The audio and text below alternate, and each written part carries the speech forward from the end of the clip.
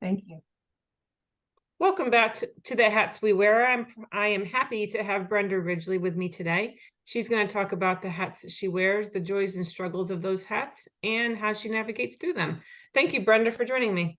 Thank you, Beth, for having me. This is such a fun conversation. I'm excited. Yeah. So, what hats are you wearing right now? Well, okay, so I'm wearing several. I'm wearing the hat of a midlife mom in the empty nesting type of transition, Mm-hmm. and the hat of an author and entrepreneur. Oh, you're an author too. Okay, nice. I specifically don't like when I put out the need a guest and whoever responded, I didn't even go back to check like what they said because I want to be like surprised, like, oh, that's Sure. interesting. So all I love right. that. I love that. Yeah, it's just a Well, conversation. and if I may, I'll tell you, I was super interested in speaking to you because of the hats role, Yeah. because my book and everything that I do now in my coaching business and all is all about how we, especially as midlife women, Mm-hmm. go all into our roles or our hats that we are Mm-hmm. given, whether it be professional or a wife or a mother, any of those things, but we go in all into those to the exclusion of our own identity Yeah. sometimes. Yeah. What kind of coach are you? I'm a midlife women's coach. I like to help Oh, women kind of through the transitions that are happening right now in our lives of, whether it be kids moving out, parents moving in, just this whole what's next for me, in our yeah, lives. yeah, like almost finding their identity separate from all those hats that they've taken off, right? Absolutely trying to dig it out because it's there. Oh, yeah. It's in us still, but we've kind of let things cover it up over the years. Yeah. So is there any specific hat that you want to talk about? Well, I would love to just share my experience as a mother, at Mm-hmm. my hat as a mother. And I'm surprised at myself sometimes now because of the way my journey turned out, because I'm a very, I don't know, I've kind of got a little ambitious string in me and, like to make a difference and make things happen. But when I became a mother, I let myself go, and I'm not talking about the yoga pants 7 days a week and the weight gain and all that, did happen also.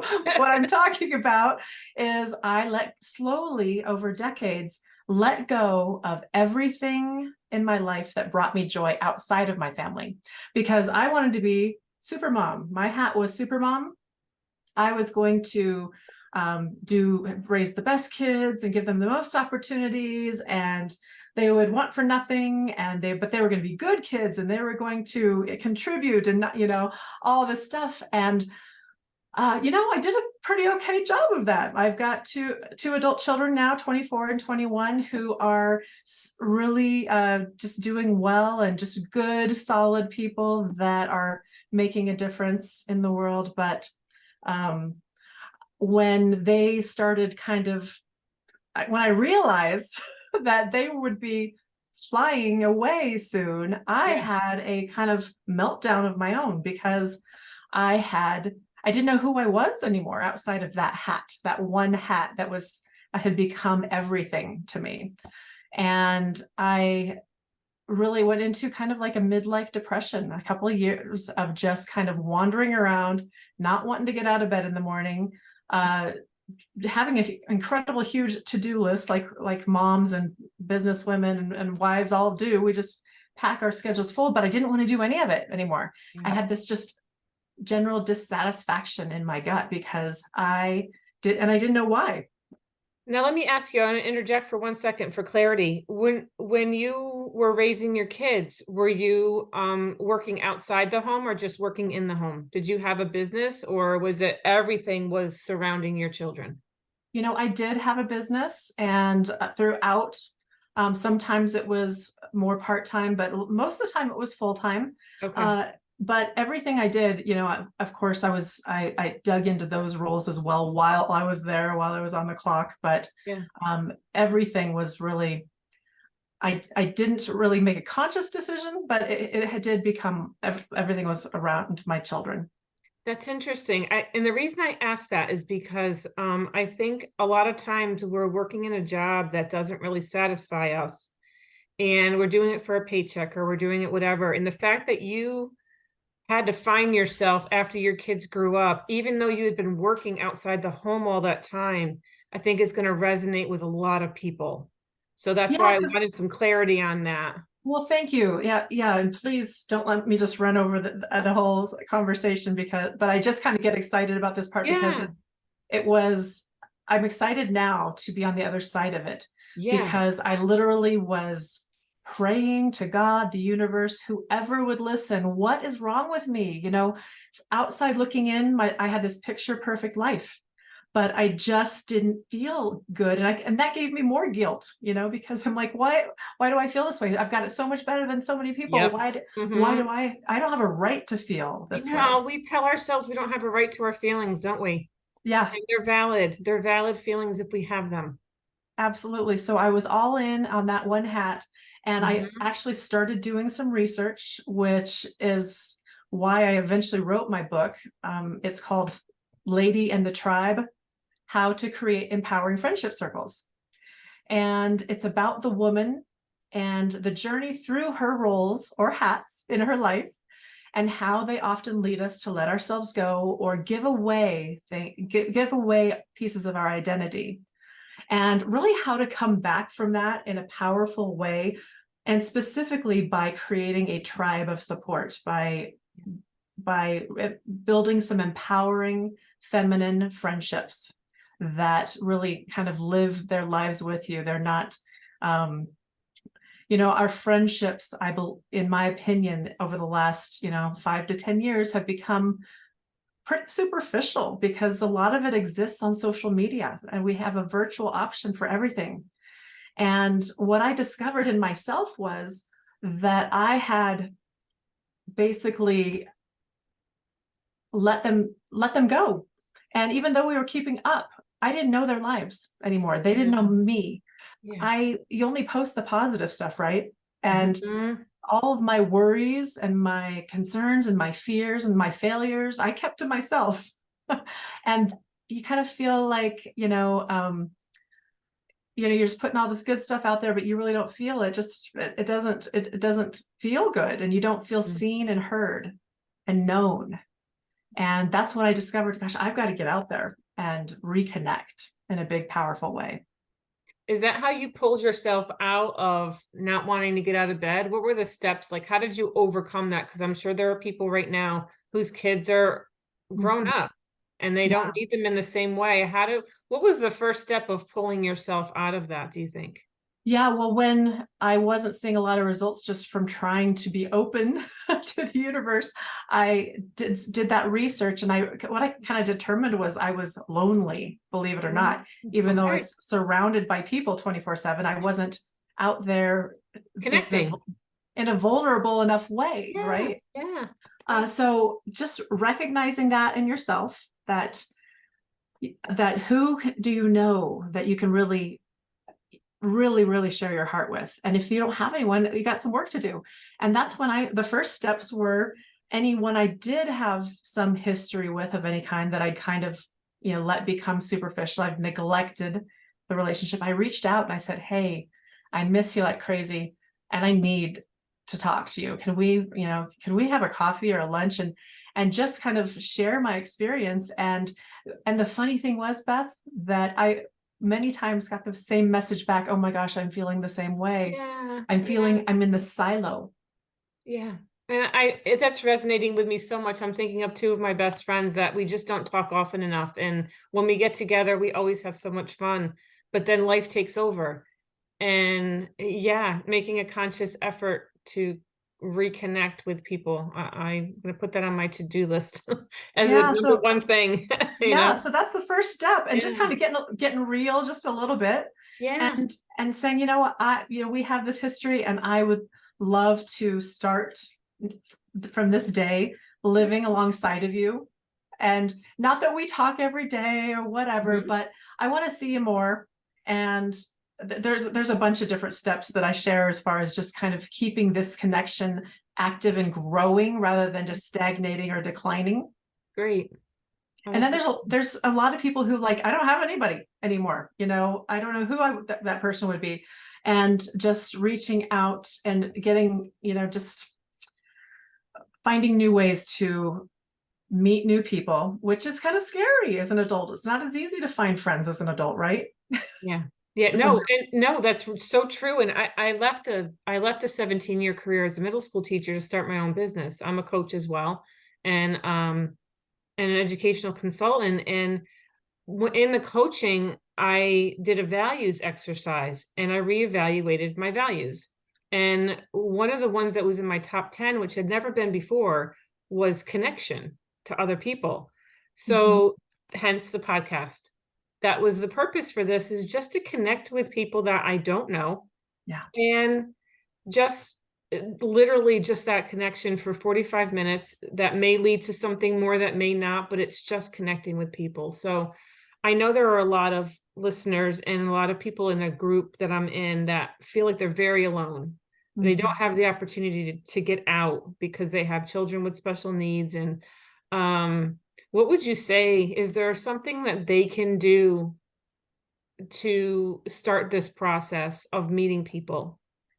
Yes, absolutely. I think the number one step is, okay, first of all, my heart goes out to the mothers that you're speaking of, because such givers will, you know, just want to take care of everyone so much, but you just got to know it's so important that you have to fill your own cup first. And I know everybody's heard it a million times, but that's the truth.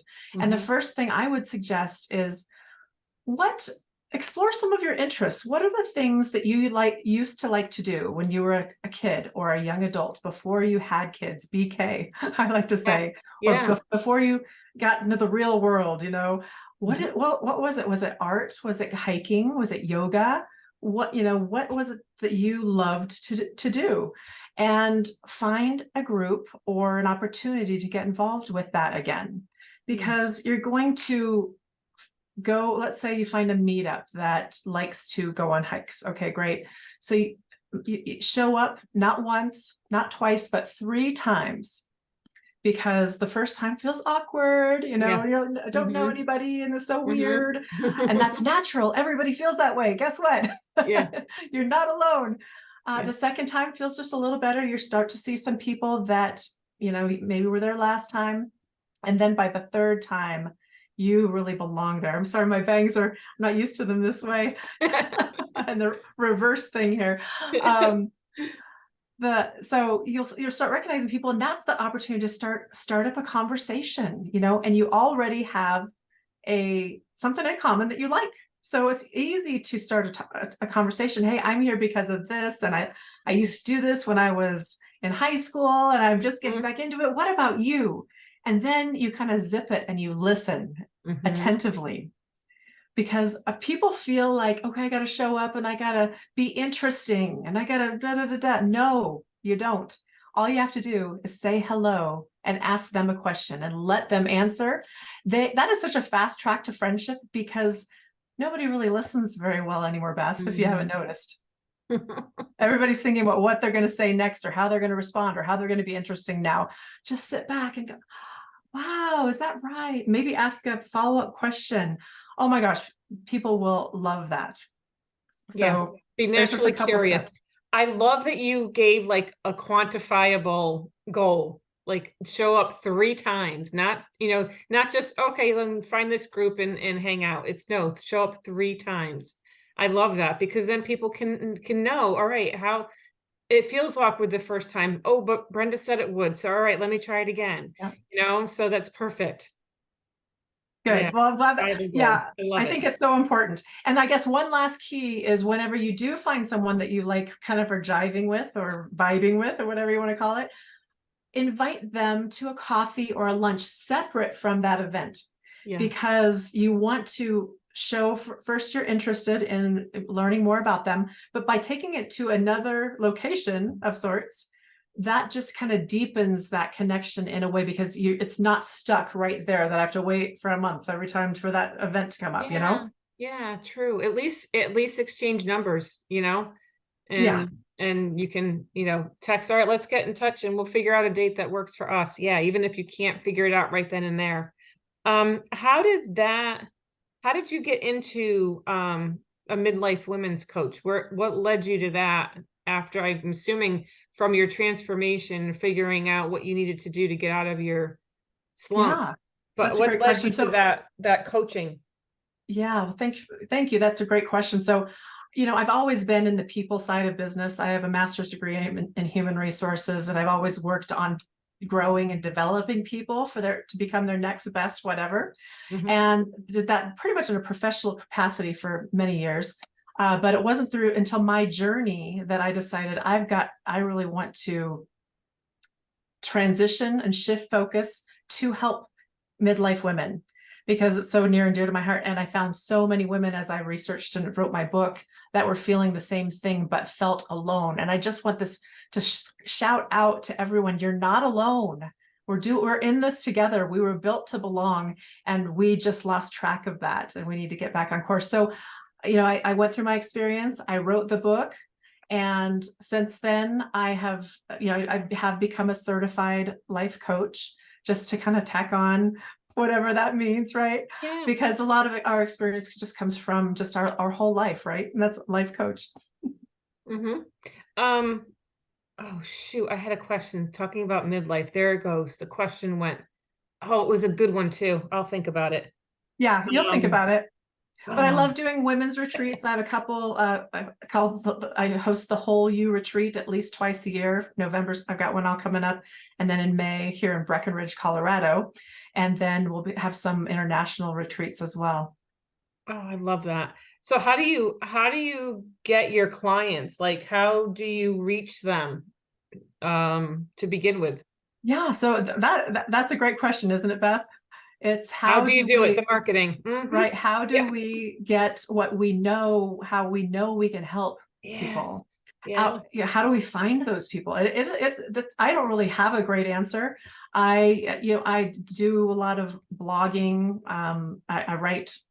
I um, put out. I have a Facebook page, Brenda Ridgley Connections, where I try to grow and just influence people in a positive way so that they follow, and then I can let them in on what I've got going on.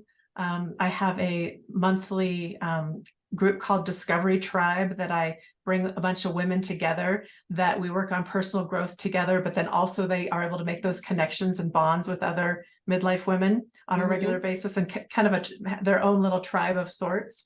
Hmm. Um, so yeah, it's just that's a great question. Ongoing, Yeah. throwing spaghetti at the wall, trying to find the women that I can help and be of service to.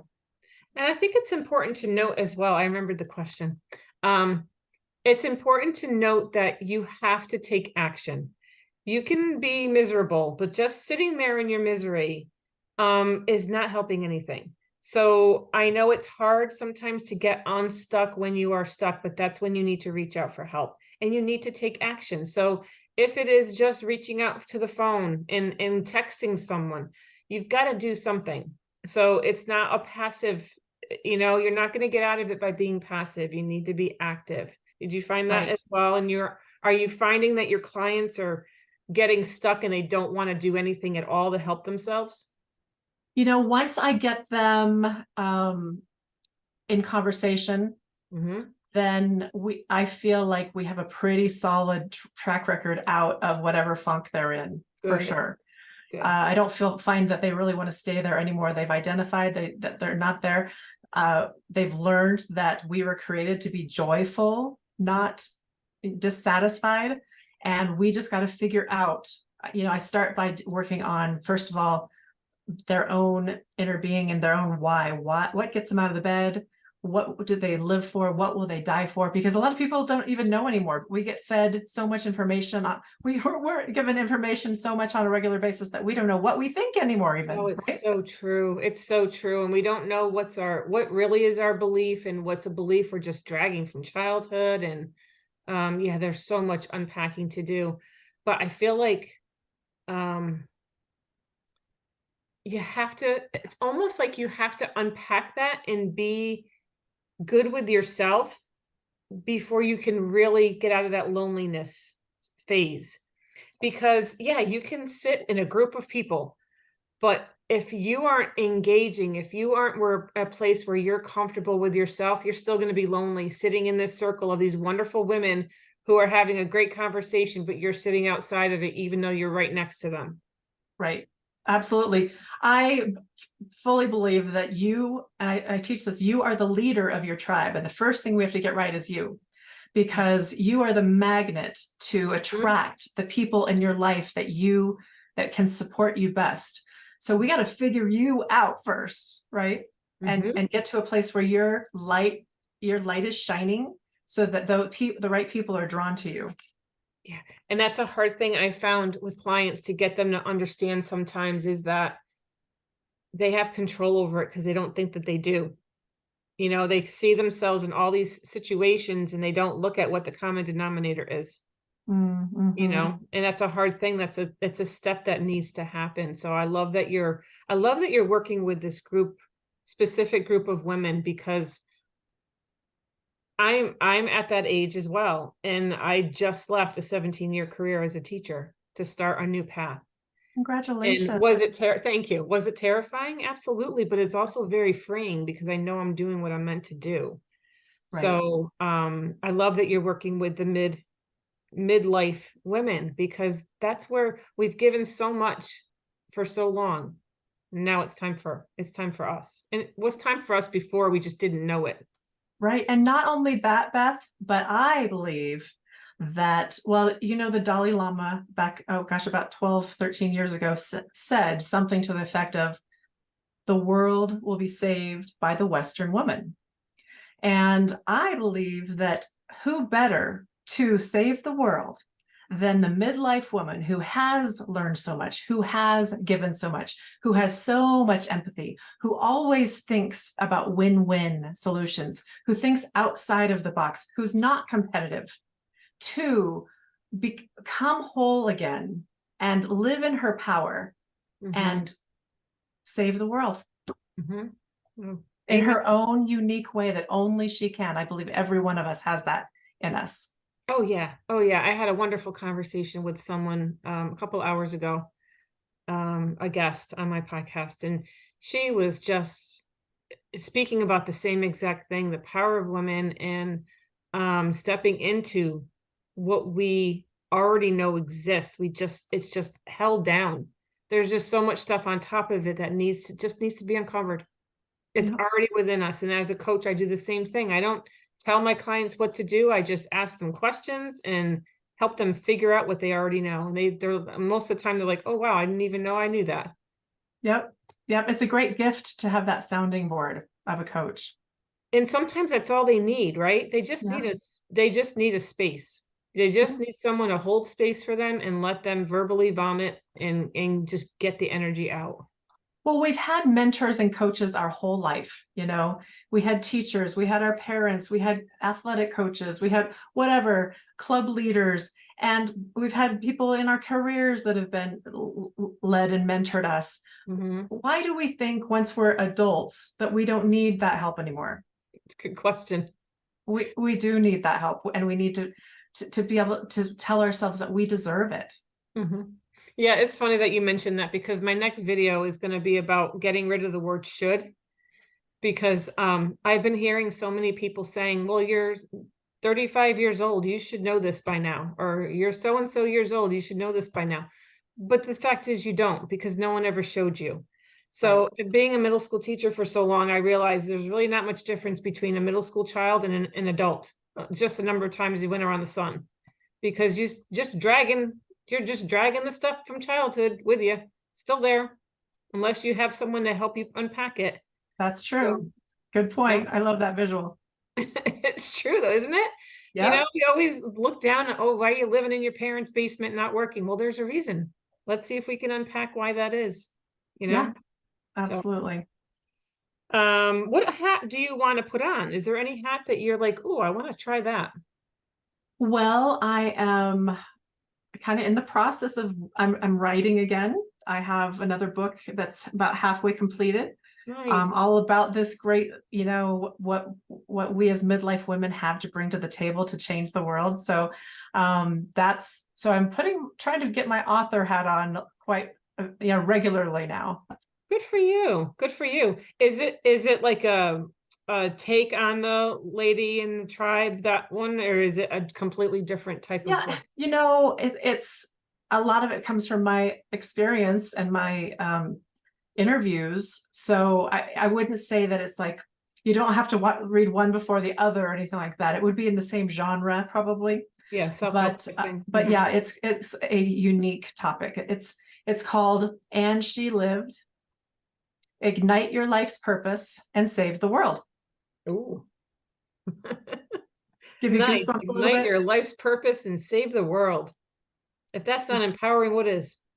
Right. And that's what I want to do with it. That's my passion, is to my saving the world piece, I hope, is helping other women get to that place where they feel the same. I'm writing that down.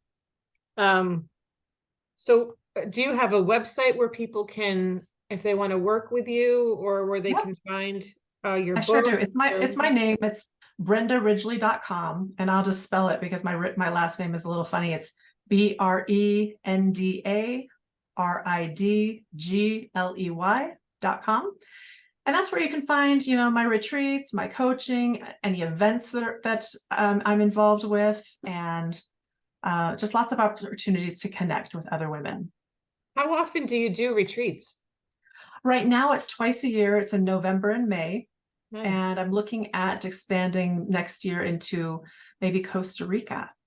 Nice. Are they like 3 5-day retreats, They or? are 4 days, 3 nights, Nice. all inclusive, and we have this beautiful property in Breckenridge. It's a 33-bed home that has everything you can think of: a Roman spa for 20, a gymnasium, a conference center, Wow. and but it also has the snuggliness of a luxury home.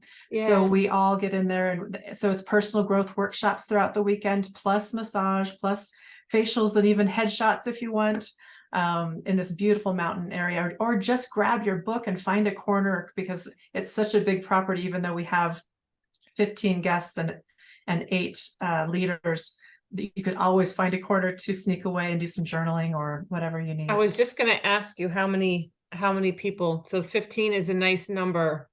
It's a good, it's not Yeah, too small, it's not too big. right. It's a It good number allows to us be to get able a to. little intimate, a little, Yeah. yeah. Yeah.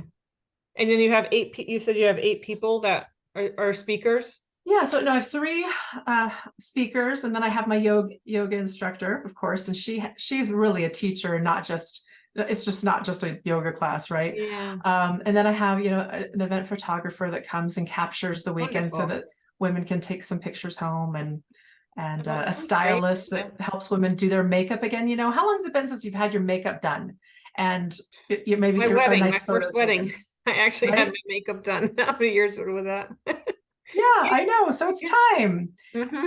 And I just love watching these women come, and they're a little nervous. Most of them are coming from out of state, and they're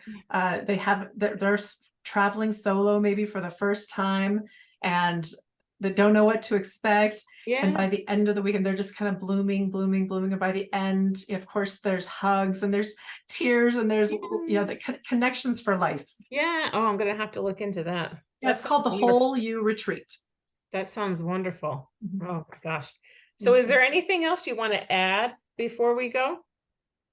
You know, I guess I just want to offer encouragement. Um, we've all been at a place in our life where we kind of feel disconnected, whether it be in our relationships or any part of our life. Hmm. Whatever you're feeling disconnection, I just have to tell you, you're not alone.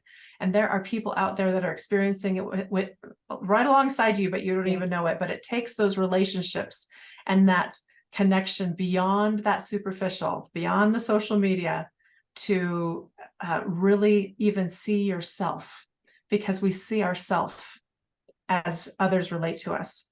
So get out there, get off the couch, stop binge watching Netflix one night a week, whatever it is that's your comfort zone, which I get. I love my comfort zone, but do something, just make a little small baby steps in that direction, and it will change your life. It's a perfect thing to end on. Thank you so much for joining me. I had a wonderful conversation with you. Thank you, Beth. I loved it. All right. And for the listeners, thanks for joining, and we'll catch you next time on The Hats We Wear.